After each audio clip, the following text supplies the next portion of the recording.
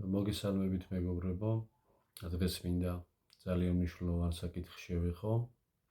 ეს არის ოჯახი.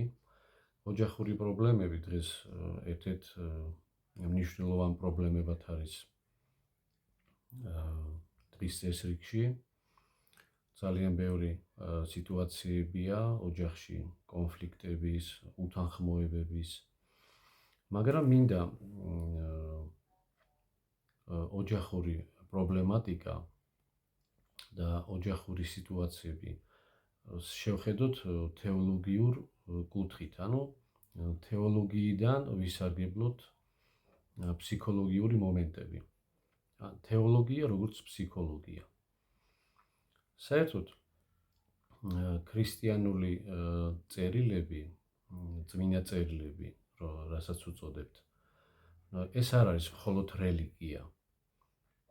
ეს არის გზავნილი იმ სამყაროდან, რომელიც ჩვენგან საკმაოდ შორს არის. ეს არის სულიერი სამყარო. თავად შემოქმედი გზავნის წერილს კაცობრიობის მიმართ, რომ ადამიანებმა დაინახონ რა არის სწორი, რა არასწორი, რა არის საერთოდ ოჯახი, რა ფენომენია.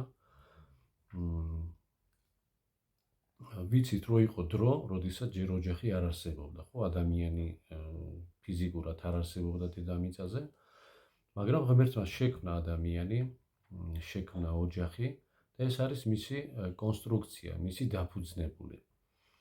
ამიტომ ჩვენ გვაინტერესებს არა უბრალოდ რჩევები, რაღაც ფსიქოლოგიური დოგმები, წიგნები, არამედ თავად ავტორისგან ინფორმაცია, ვინ შექმნა ეს ფენომენი, რასაც ქვია ოჯახი.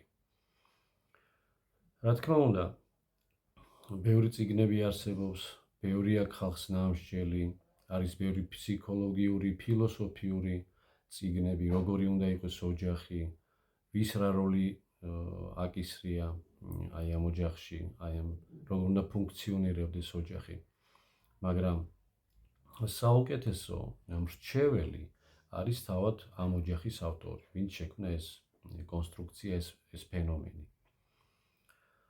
ჩვენ ვიცით, რომ დღეს არსებობს განსხვავებული სიტუაციები, თუ როგორი მოდელი არის ოჯახების. ჩვენთვის მისაღები ქართველების ეს ქრისტიანული დოქტრინა რაც არის, ეს არის ცოლის, ქმრის და შვილებისგან შემდგარი ერთობლიობა, რასაც ვუძახით ოჯახს. უფრო დიდი ოჯახიც არსებობს, იქ მშობლები კიდე და ნათესავები.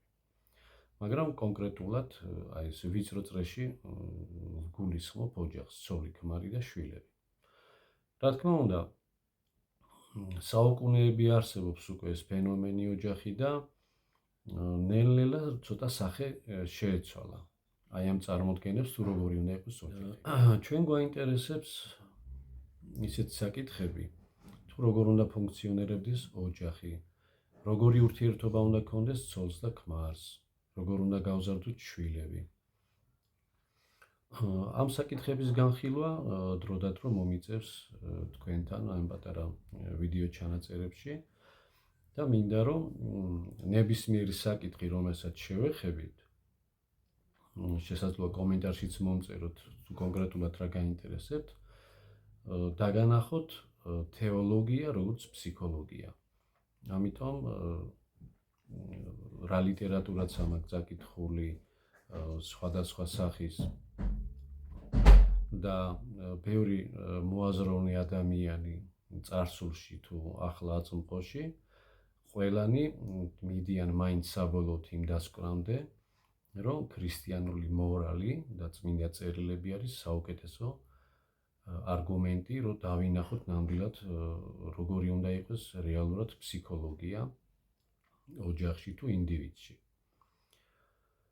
თუ რაიმე საკითხი გაინტერესებთ, დიდი სიამოვნებით წავიკითხავ თქვენ კომენტარებს და განვიხილავ თქვენთან აი ამ თეოლოგიურ ჭრილში. თეოლოგიას არ უნდა უყურებდეთ მხოლოდ როგორც რელიგიას.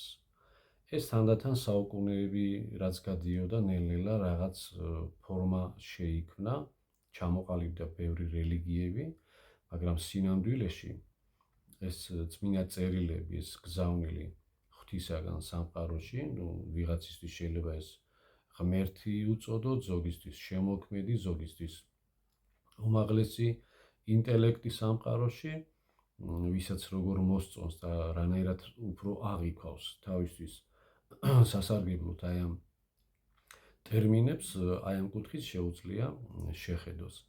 და ჩვენ გვინდა რომ თავად სამყაროს ეს შემოქმედი თუ ინტელექტი თუ ღმერთი როგორ უყურებს სხვადასხვა საკითხებს. ჩვენთვის ყველაზე მნიშვნელოვანი, რა თქმა უნდა, ეს არის. რადგან ადამიანები, რომლებიც წერენ გარკვეულ რაღაც დოგმებს, წიგნებს, მეცნიერულს, ფილოსოფიურს, ფსიქოლოგიურს, თავად იმ ღვთისგან ასეთი მესიჯია, რომ არ შეუძლია ადამიანმა წარმართოს თავის ნაბიჯები სწორად, თუ მას არ ყავს უმაღლესი დამხმარე, რჩეველი და ეს ზუსტად არის თავად სამყაროს შემოქმედი. ასე რომ რა საკითხიც არ უნდა არსებობდეს, ამ თეოლოგიაში ყველა საკითხზე მოიძებნება პასუხი, თანაც ჭეშმარიტი და სწორი.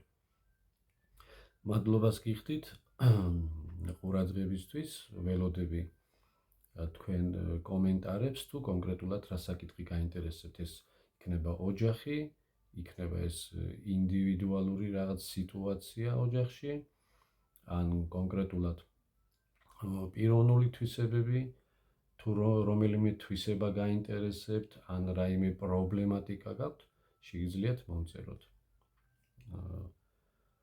ასე რომ დროებით მადლობა ყურადღებისთვის.